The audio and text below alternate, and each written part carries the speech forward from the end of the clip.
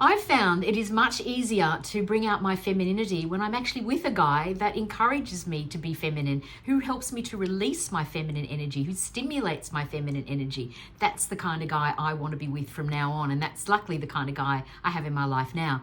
But for years, I was with men who didn't really know how to do that properly. The connection and the spark just fade over time. It causes a lot of conflict in a relationship because neither of you are happy. So today I'm going to give you 6 traits that I really dislike in a man, and hopefully you can then look for a guy that can stimulate your feminine energy rather than turning it off. The first trait that I really dislike in a guy is someone who is overconfident, so confident that they just believe everything that comes out of their mouth.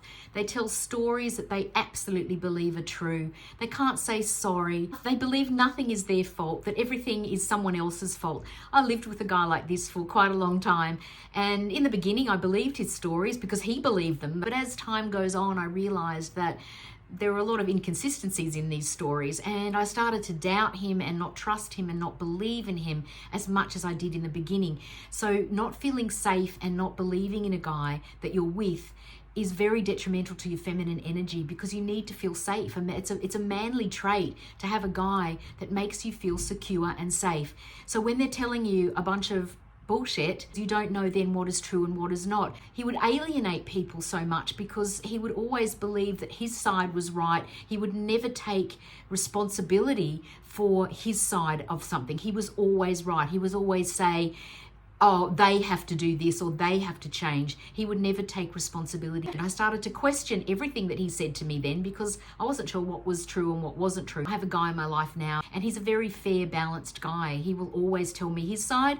and the other side. And I love this. It's so nice. I feel so safe and so secure. I love his honesty, and I just feel I can be calm and relaxed around him because I know that he's going to give me the true picture of a situation, that I won't have to doubt or worry or do my own investigation. I'll just be able to accept this is a situation, this is what we've got to deal with. Whereas when I was with a guy that was so overly confident about his side of the story, that nobody else was ever right, only him, that it was very hard to get a clear picture and very hard to deal with any issues that came up. Finances got in a mess. I was always having an argument with someone, but it was always their fault, not his. I never got both sides, was always very confused and felt very unsafe. So watch out for this guy, the so confident guy.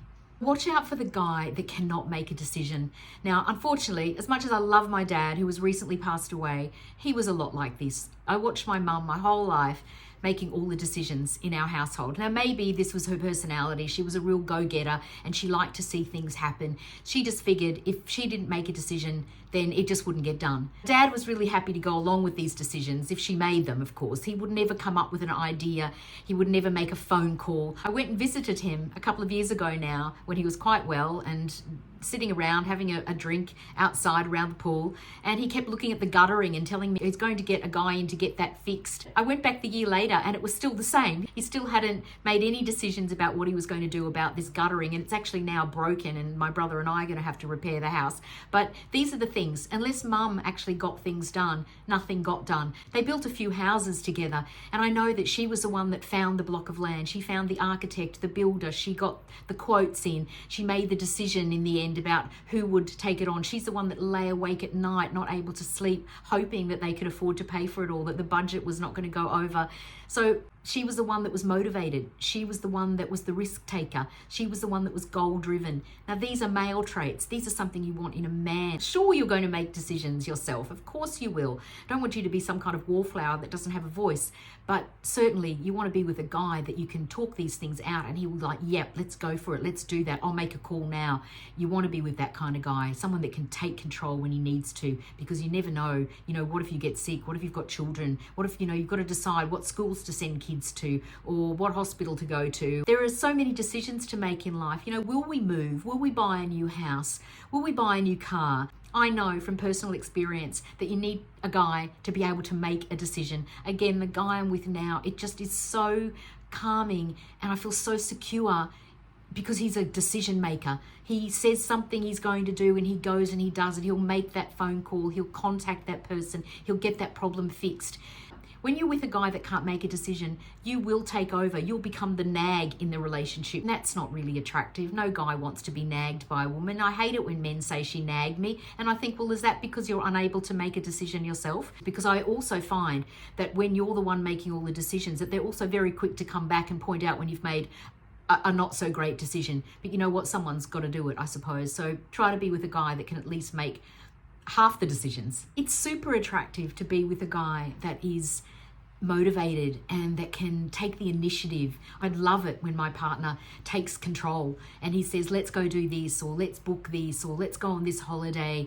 I've got a girlfriend at the moment who has been with her partner for about 3 years, and I just see this ongoing issue all the time. She's so keen to go on a holiday, to have a little getaway together, but every time that she mentions it, he's all talk. He never wants to plan it. He never wants to take any action towards it actually happening. He just talks around it and says, yes, that'd be great. And he's just waiting for her to actually take action, to book it, maybe pay for it.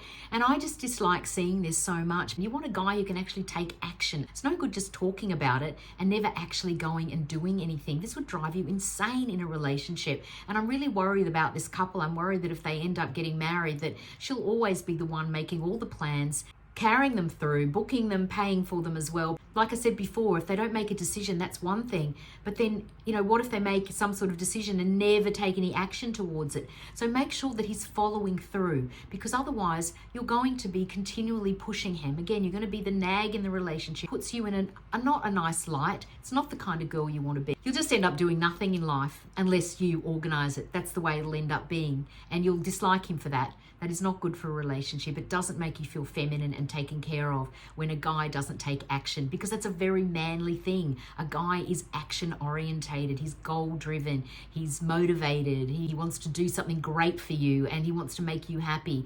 And you feel proud of him and he loves that. And that's what you want in a relationship. You want that dynamic. You want to feel proud of your man. You want to feel appreciative of what he does.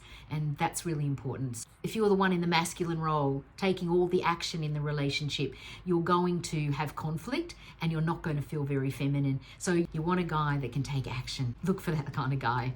Now, the other really masculine trait I feel personally is that a guy should pay for the date, particularly those first dates. I think it's super important. Now, if you're young, if you're in your, early 20s and you're both, just getting your careers off the ground, I understand where you feel it should be halves. But I do also feel in order to set the right dynamic, it should be the male's role to pay for a date. If he invites you out and he books a restaurant, he should be prepared to pay for it. I personally would not go out with a guy again because I would feel he isn't really into me if he wants me to pay half the meal, because I have put a lot of effort into getting ready for this date that he probably hasn't, and I've probably spent money on myself that he probably hasn't.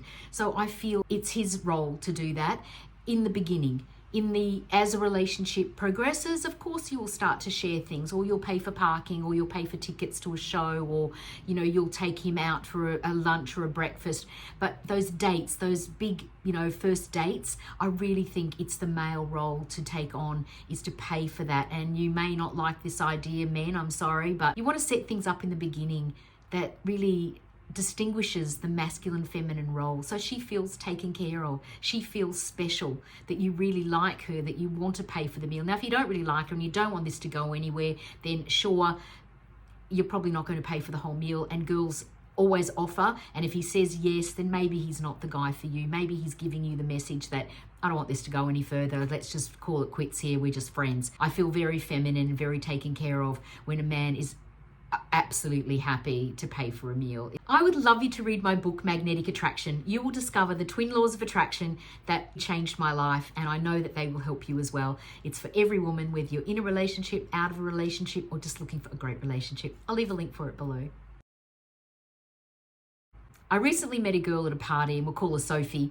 Sophie was telling me about this guy that she's dating. Now, she's a lawyer and she can well and truly pay for herself, and she's dating an accountant, and he can also well and truly afford to take her out to dinner. Now, they've been dating for a while now, and even from the very beginning, he asked her to pay half.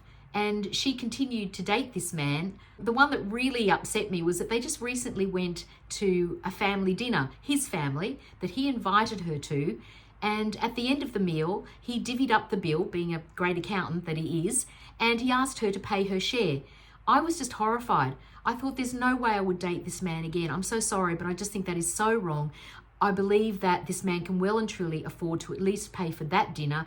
And I think if he's trying to win her over, if he wants to impress her, if he wants to make her feel feminine, because she's actually a very attractive woman, she dresses beautifully, he needs to show her that I'm really in this for the long term and I want to show you how much I really like you. I want to make you feel special. She pays all her own bills. They don't live together, so he's not having to pay any of her bills. He doesn't pay for her clothes, her makeup, her beauticians, her nails, her hair, her shoes, her anything. He doesn't pay for any of those things. He simply has to pay for dinner when he takes her out after all the effort that she's put in. So yes, I get very overexcited about this because I do feel that it is the role of a man to treat her properly and take her out for dinner and be happy about paying the bill and not make her feel uncomfortable or unloved or unwanted or disrespected. Look for a guy that is prepared to take you out to dinner, particularly in those first few dates.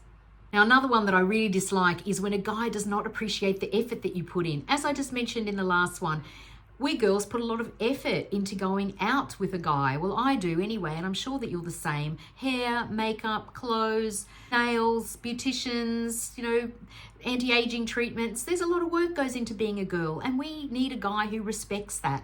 My partner is prepared to wait that little bit longer for me if he knows the end result is worthwhile, which I'm sure he feels it always is. Been together 6 years now and he hasn't complained. If a guy's going to be cranky or irritated that you're running a little bit late because you've had a wardrobe malfunction, or your hair's not the way you'd like it, or you've had to redo your makeup because something went wrong, then he should be understanding and appreciative. These are feminine things that we do that he should appreciate, because men just don't take that much time over themselves. They have a 10-minute shower, shave, put on a clean shirt, and pretty much that's it. They probably have a haircut every 2 or 3 weeks.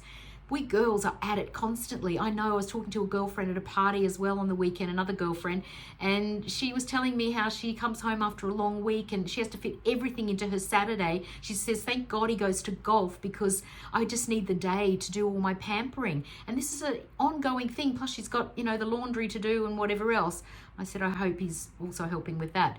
We all love looking great for ourselves. We don't do it just for a man, but these men need to appreciate that it does take a lot of effort to look great, especially as you get older. It takes more and more work. We need time to go and exercise. We need time to, just pamper ourselves and to feel feminine and to feel happy about ourselves and relaxed. A last minute invite is okay every now and then. He might call and say, I've just been given tickets to a show and it's on tonight. Are you free? Or he might just say, I'm having a drink with some friends at the pub. Do you want to drop down? Or he might suddenly have the day off when he thought he was busy. Are you available? That's okay. You can say yes or no. But in general, a guy should give you advance notice, book you in advance, and treat you with the respect that you deserve, because it takes time to get ready to look your best. I'm the same even though we live together. I still like to know in advance what we've got coming up on the weekend. Don't throw it at me last minute because I'm not prepared. I'm a real planner and I do like to keep busy. And my partner appreciates that. He's well aware of it and he always gives me advance notice if something's coming up. And we always have our date night on Saturday night. So I get very prepared for that and I love getting ready for it. And he is appreciative and he's very patient if I'm having any kind of, hold up at all, which is unusual because I'm normally pretty much on time. But I know my mum was pretty tardy when it came to going out somewhere, and my dad did adore her. He would wait patiently for her always. So be with a guy that appreciates the efforts that you put into being a feminine woman. Now, this is really important from a safety perspective. I want to be with a guy that's responsible, that I can trust, has grown up, that is mature enough to take care of me. Yes, I can take care of myself, but I love that manliness. I love that feeling of protection, of feeling safe with a guy. It makes me feel super feminine when I'm with a guy that knows how to take care of me, that is not immature and silly and still a big kid. I don't want to be his mother. I don't want to be a policeman. I don't want to be checking on him all the time and making sure that he's got this done and that done. I want a guy who is grown up and mature and able to take care of himself before I'm in a relationship with him. I do not want to be the woman in his life that has to nag him about everything and check up on him and not feel trusting of him. The man you really want in your life will care about your safety. He will be a provider. He will want to win. He will want to win you. He will want to win at life. He'll be goal-driven, action-orientated, motivated. He'll have a burning desire to achieve things in his life, who can make a decision, who can actually take action on that decision, who is responsible, who's grown up, mature, who can take care of you, keep you safe, make you feel safe. That's the kind of guy I want in my life. That's the kind of guy I've got, fortunately. But that's the kind of guy I want for you too. There's going to be lots of times in a relationship when you're going to have to step up and take on the masculine roles. But in general, look for a real man. I hope this video has helped you today. I really look forward to seeing you again